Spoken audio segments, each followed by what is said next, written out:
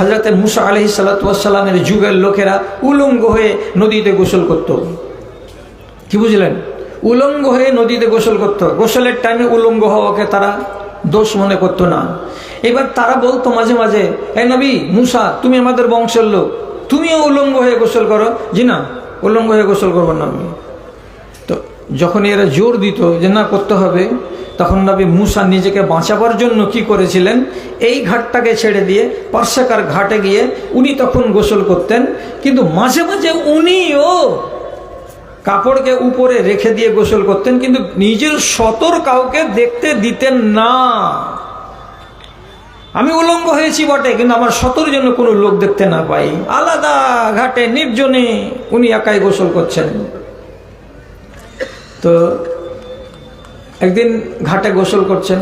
দুনিয়ার এই সমস্ত লোকেরা নবী মুসাকে নিজেদের সাথে গোসল করাতে পারল না। যখন পারল না তখন দাগ দিয়ে দিল। কি বলে দাগ দিল?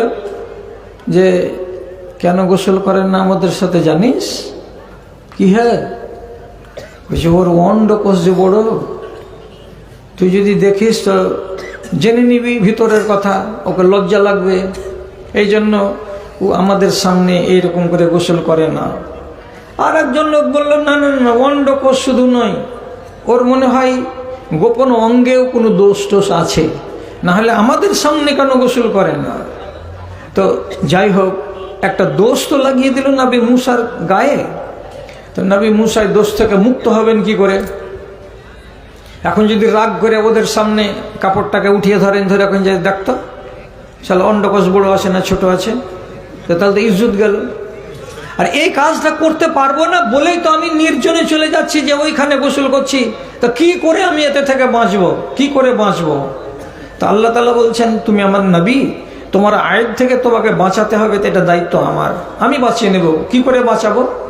গোসল করছেন একদিন, এটা সহিহ বুখারীর রিওয়ায়াত। গোসল করছেন, কাপড়টাকে রেখে দিয়েছেন একটা বড় পাথরের উপরে, আর দেওয়ার পরে গোসল টোসল করে উপর দিকে যদি আসছেন, কাপড়টাকে নিয়ে পরবেন, মাথাটা মুছবেন। তো কাপড় পাথরের উপরে যেটা ছিল, পাথরটাতে মনে হয়েছে চাক্কা লেগে আছে, ও গুড় গুড় গুড় গুড় গুড় গুড় করে করতে শুরু করেছে। মুসা নবী বলছে, আজব কথা রে, পাথর চলে যাচ্ছে। তো পাথর যাবি তো যা, আমি কাপড়টা নিয়ে নিই। একটু ঝাড়া পায়ে কাপড়টাকে ধরতে আসে, তো ঝাড়া পায়ে পাথরও চলছে। যত জোরে উনি কাপড় নিতে যাচ্ছেন, তত জোরে পাথর চলে যাচ্ছে, পাথর চলে যাচ্ছে। আর এই এদিক থেকে আওয়াজ দিয়ে বলছেন, ইয়া হাজারো সৌবি, ইয়া হাজারো সৌবি, এ পাথর আমার কাপড় দিয়ে দে, আমার কাপড় দিয়ে দে, আমার কাপড় দিয়ে দে। পাথর কিন্তু কোনো কথা শুনছে না। যত জোরে দৌড়াতে হয়, দৌড়াতে দৌড়াতে যেখানে মানুষের ভিড় ছিল, মানুষের ভিড়ের কাছে এসে পাথর থেমে গেল। আর নবী মুসা তাড়াতাড়ি করে যে কাপড় নিবেন, ততক্ষণে 20-30 জন লোকের দেখা হয়ে গেল। আর দেখে ডেকে বলছে, হ্যাঁ বুঝে গেছি, হয়ে গেছে কাজ, তুমি উলঙ্গ হয়ে গোসল করবে না, এই কেন গোসল করলা? বলছে না, ওইটা কথা নয়, চোখ দিয়ে যে দেখলি, যেটা কথা বলেছিলি যে নবী মুসার নওজুবিল্লাহ তার অন্ডকোষ বা বিচি বড়, কি দেখলি, বিচি বড় না ছোট? সবাই বলছে হ্যাঁ, হে ওটা তো দোষ নাই। তাহলে এই আইব থেকে, দোষ থেকে বাঁচিয়ে দিলেন কে? তো আল্লাহ রাব্বুল আলামিন। এই হায়াটা ছিল কার ভেতরে? নবীদের ভেতরে, আদম থেকে শুরু করে আমার নবীর ভেতরে। এবার আপনাকে বুঝাতে চাইছি, আপনার ভেতরে হায়া থাকতে গেলে আপনি মন্দ কাজ করবেন না। এটা ব্রেক। কীরকম ব্রেক? এখানে ওলামায়ে দ্বীন অনেক আছেন স্টেজে, যদি আপত্তি হয় কোনো ভাইয়ের, তা আমাকে পার্সোনালি বলবেন। এক আলেম ছিলেন আগেকার যুগে, কোনো আলেম যদি বেড়াতে আসতেন তো গোটা গ্রামের লোক দেখার জন্য পাগলের মতো ছুটত। এখন তো আলেমে বাড়ি বাড়ি আর গাঁ গাঁ সব ভর্তি হয়ে গেছে, আর বেশি হওয়ার কারণে আলেমকে দেখতে আর কেউ আসে না। কি আলেম? তাহলে জমশেদ আলেম।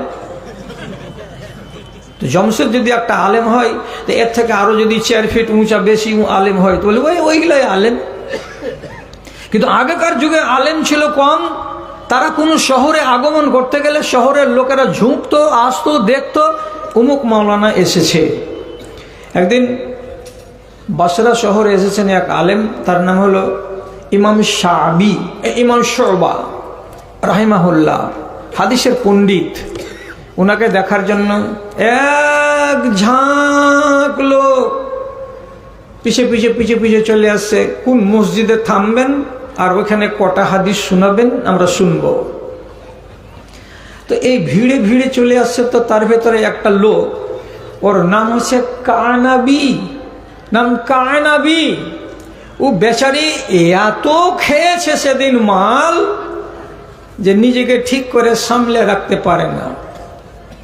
লোকের ভিড় দেখে হঠাৎ করে লোকের সামনে রাস্তার কিনারেতে খাড়ো হয়ে গেছে, যে এরকম টলতে টলতে টলতে টলতে কথাকে ভাঙতে ভাঙতে বলছে যে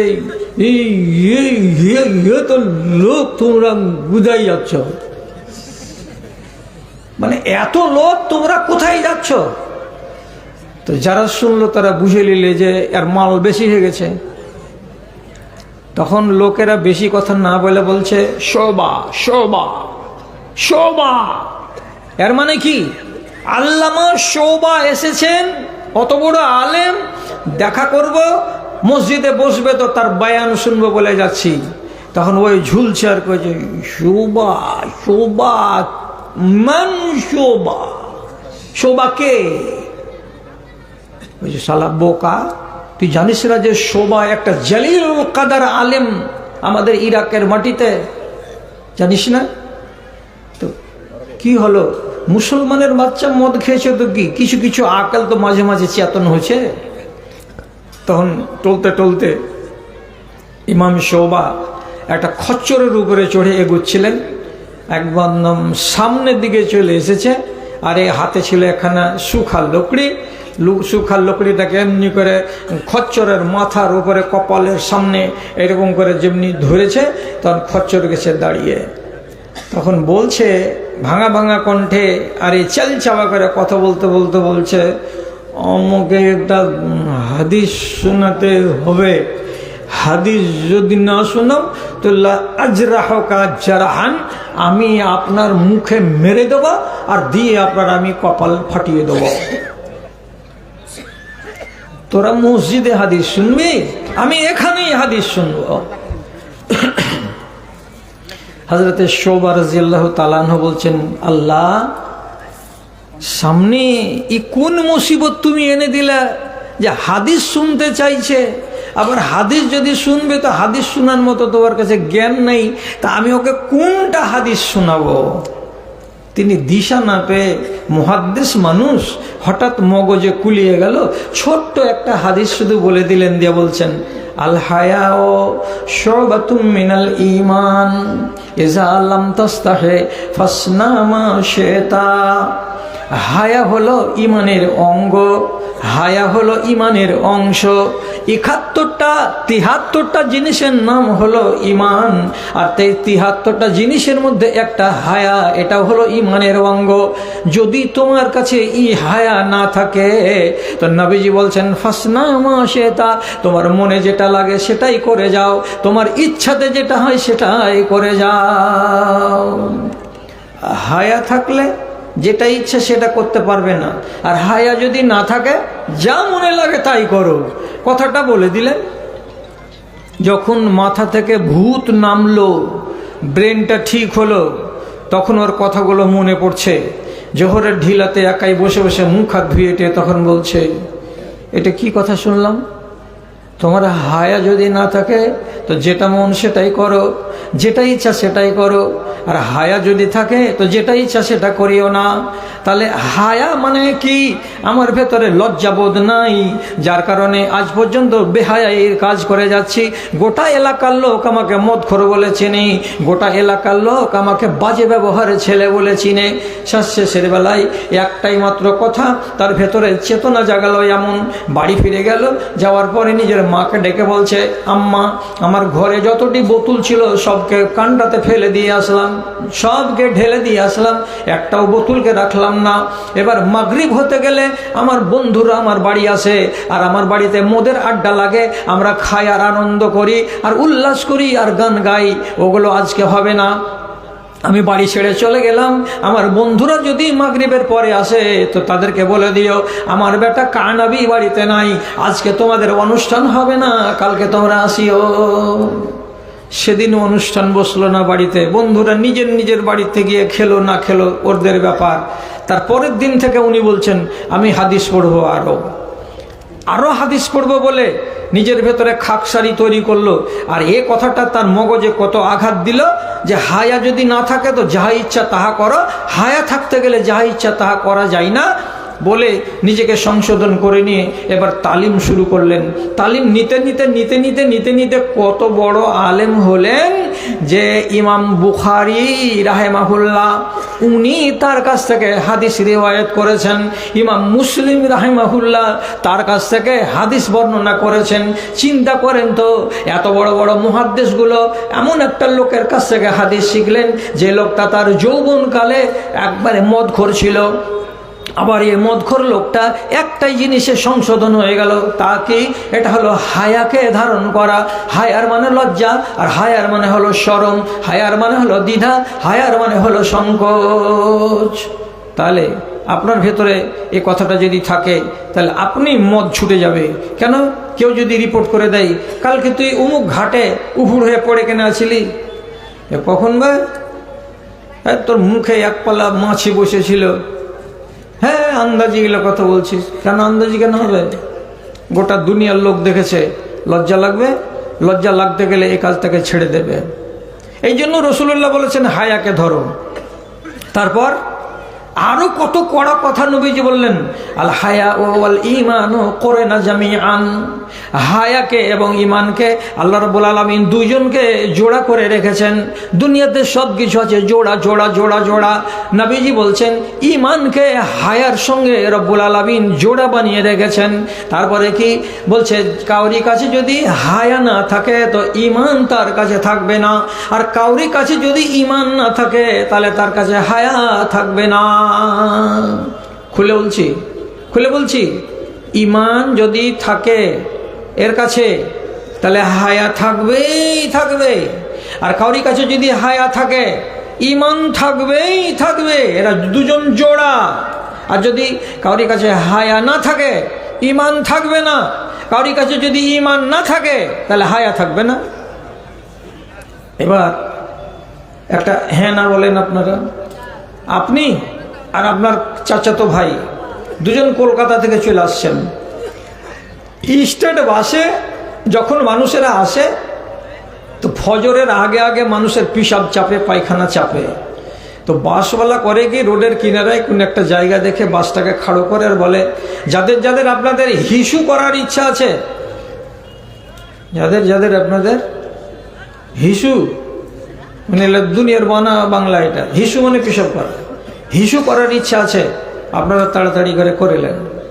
এবার এইখানে সার হয়ে নমাজের লাইনের মতন করে দাঁড়িয়ে গেল, দাঁড়িয়ে গিয়ে পিসাব করছে। সবাই চেন খুলে দিয়ে নিজের মেশিনটা, আপন আপন মেশিন, আপন আপন চেন খুলে খুলে সব সামনে ধরে আছে। তো আপনি বলেন এই জিনিসটা কি কাউকে দেখাতে পাওয়া যাবে? যাবে না, কাউকে পাওয়া যাবে না দেখাতে। তাহলে আমার পাশেকার লোকটা ও দাঁড়িয়ে আছে, তো আমার মেশিন দেখছে, আমি ওর মেশিন দেখছি, ও ওর মেশিন দেখছে, ওকে একটুও লজ্জা লাগে না। আবার গল্প করতে দাঁড়িয়ে দাঁড়িয়ে পিসাব করতে করতে বলছে, হ্যাঁ আর কালিয়াচক কদ্দূর আছে? হ্যাঁ এখনো 17 কিলোমিটার আছে রে বেকু। এটাও চলছে, মুখও চলছে। আপনি বলুন, একটা যদি মুসলমান লোক হয় তাহলে পরে কি তারা দুজন এরকম পাশাপাশি দাঁড়িয়ে নিজের জিনিসটাকে বের করে একটা ও ওরটা দেখবে আর পিসাব করবে, করতে পারবে? পারবে না। কেন? ওর মগজে কি আছে? অন্তরে ঈমান আছে। ঈমান থাকলে হায়া থাকবে, হায়া থাকলে এইরকম বেহায়া হয়ে পিসাব করতে পারবে না। আর বাদবাকি লোকটি যে নির্দ্বিধায় গল্প করছে আর পিসাব করেই চলে যাচ্ছে দাঁড়িয়ে দাঁড়িয়ে, এটা কেন হচ্ছে? বলছে ওর তো পুঁজিই নেই, ঈমানই তো নেই। তো যার ঈমান নেই তার হায়া নেই। এটা হলো চরম দৃশ্য। আপনিও দেখেছেন আর আমিও দেখেছি ভাই আমার। তো এই হায়া আমার ভেতরে থাকতে হবে। এবার শুধু ব্যবহারে থাকবে না আর কিছুটি থাকবে? নবীজি বলেছেন তোমার কথার ভিতরেও হায়া থাকবে। ব্যবহারে হায়া তো থাকবে, কিন্তু কথার ভেতরেও তোমার হায়া থাকতে হবে। হায়া ছাড়া যেন কোনো মানুষের ভিতরে কথা না হয়। কেমন? ভালো করে বুঝেন। আল্লাহ তাআলা হায়া দিয়ে কথা বলেন, রসুলুল্লাহ হায়া দিয়ে কথা বলেন, সাহাবায়ে কেরাম হায়া দিয়ে কথা বলেন। কীরকম করে কথা বলেন আমি আপনাকে একটা উদাহরণ দিচ্ছি। জি, ভালো করে বুঝেন। একটা সাহাবী ব্যভিচার করেছে, ব্যভিচার করে এসে রসুলকে বলছে আমি ব্যভিচার করেছি, আপনি আমাকে শাস্তি দেন। রসুল বলেছেন ব্যভিচার মানে কি, চুমুটুমু খেয়েছো নাকি? তো বলছে যে না, আমি ব্যভিচার করেছি। রসুল্লাহ বলছেন মনে হয় তুমি তার শরীরে হাত টাত দিয়েছিলে নাকি? না, আমি ব্যভিচার করেছি। তখন রসুল্লাহ ওই দেশের একটা আরবি প্রচলিত ওদের মধ্যে, এছাড়া অন্য কোনো লোকের ভিতর ভাষাটা নেই, তো রসুল্লাহকে পরিষ্কার ভাষাতে বলছেন আনিকতাহা, এর সোজা বাংলা করছি আপনাকে, তুমি কি সঙ্গম করেছ? সঙ্গম করেছ? তো সাহাবীটা যদি খালি বলে দেয় যে হ্যাঁ, তো ঝামেলাটা চুকে যায়। কিন্তু ওইটা ঝামেলা না করে রসুলের মনের ভেতরে যেন সন্দেহ না থাকে, তখন খুলে বলছে। কি খুলে বলছে? লজ্জারই কথা না বললে হয় না।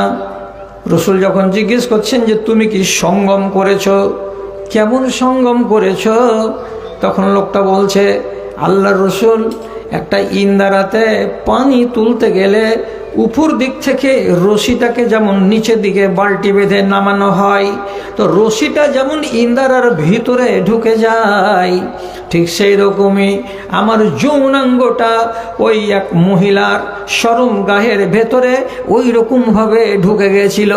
যেমন রশিটা ঝুলে যায় ইন্দারার ভেতরে চলে যায়, তেমনি আমার শরীরটার অংশটা তার ও শরীরের অংশের ভেতরে চলে গেছিল।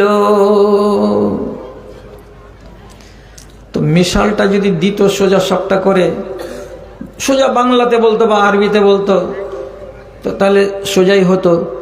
কিন্তু বেচারি পরিষ্কার ভাষা বলবেন যাতে হায়া থাকে আর মানুষ বুঝে নিতে পারে, এই জন্য উদাহরণ দিয়ে বুঝাচ্ছেন কি করে, রশি যেমন ইদারাতে হারিয়ে যায় তেমনি আমার অঙ্গটা হারিয়ে গেছিল। তার আমি তোমাদেরকে শিখাচ্ছি, আমার কাছ থেকে শিখো। কি শিখাচ্ছেন আল্লাহ তাআলা? আপনি যদি রমজান মাসে শেষ 10 দিন মসজিদে এতেকাফ করেন, মসজিদে এতেকাফ করতে গেলে ওইখানে আপনার বিবি যেতে পাবে আর আপনাকে সেবা করে দিতে পারবে, আপনার চুলে চিরুনি করে দিতে পারবে, আপনার পিঠে তেল লাগিয়ে দিতে পারবে। বিবি যদি পবিত্র হালাতে থাকে আর বিবি যদি নাপাক হালাতে থাকে, তাকে মাসিক হয়ে যায়, তাহলে পরে মসজিদে প্রবেশ করতে পারবে না।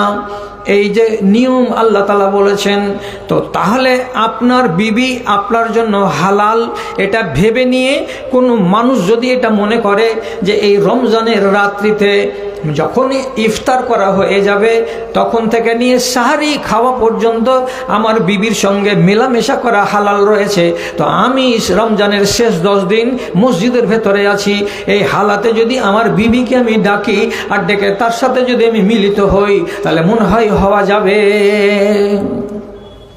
তো আপনার মনে ধারণা চাপতে পারে। তখন আল্লাহ তাআলা ভদ্র ভাষাতে, যেটা ভাষার ভেতরে আছে কি হায়া, হায়া দিয়ে আল্লাহ তাআলা বলছেন কি ওয়ালা তুবাশিরুহুন্না ওয়া আনতুম আকিফুনা ফিল মাসাজিদে। ভালো করে শুনুন আরবিটা, ওয়ালা তুবাশিরুহুন্না, তোমরা যখন এতেকাফ করবে তখন এতেকাফের হালাতে তোমরা কেউ তোমাদের নিজের বিবির চামড়ার সাথে তোমার নিজের চামড়া লাগাবে না। কি বুঝলেন?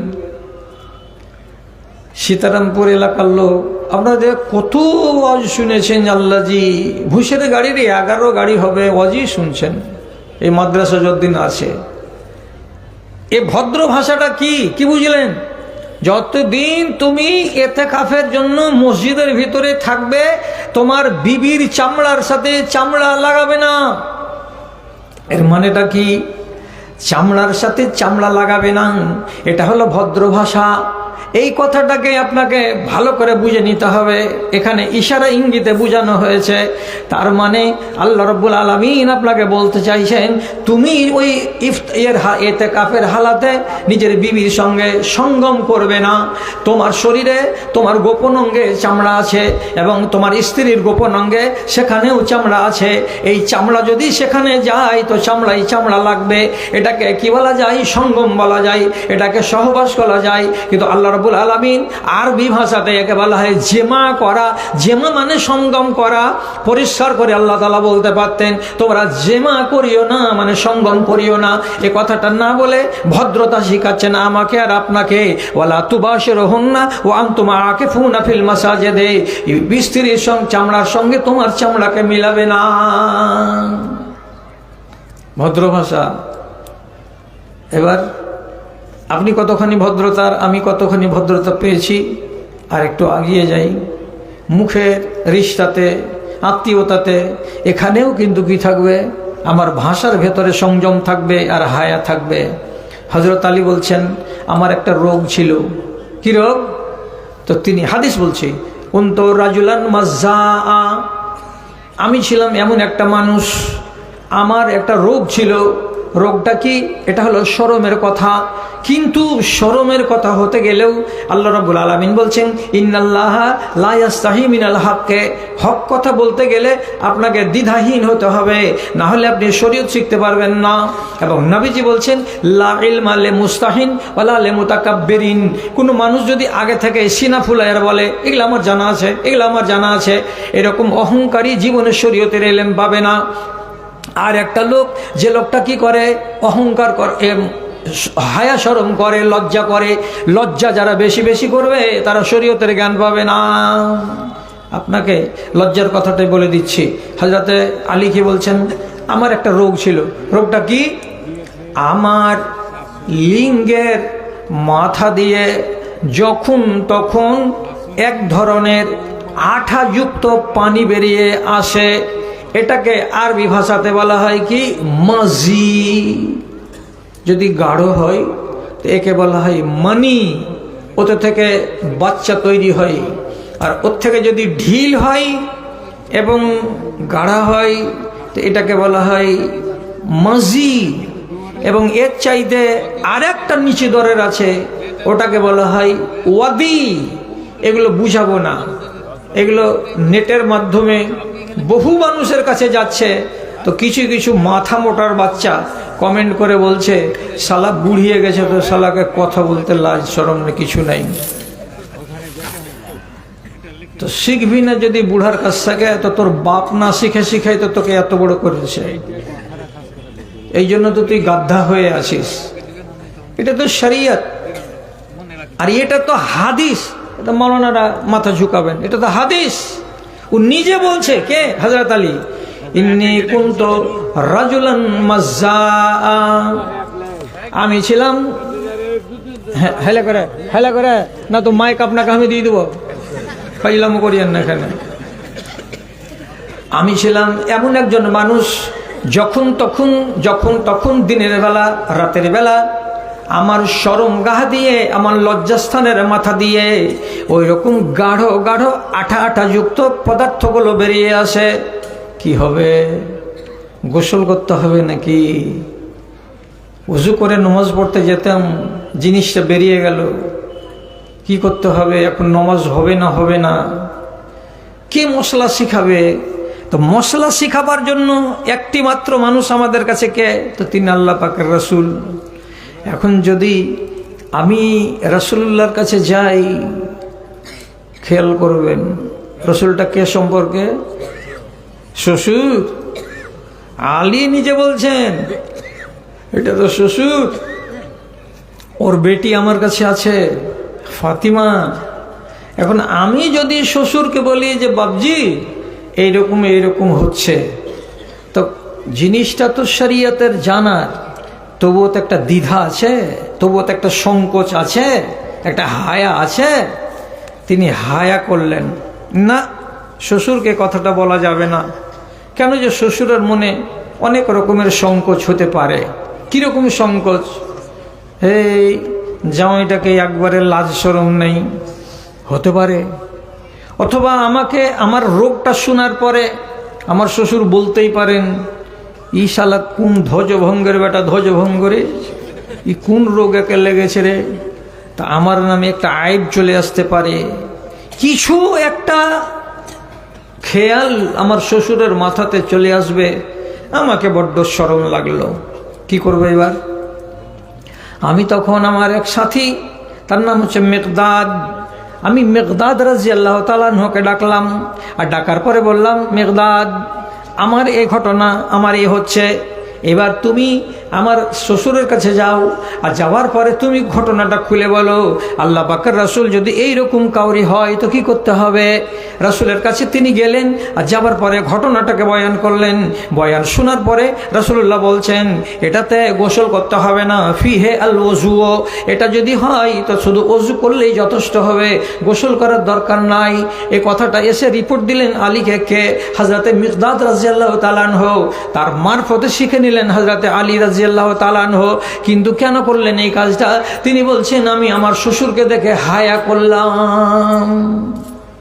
এটার নাম হলো দ্বিধা, এটা হলো ইসলামী আদব। আদব করতে হবে।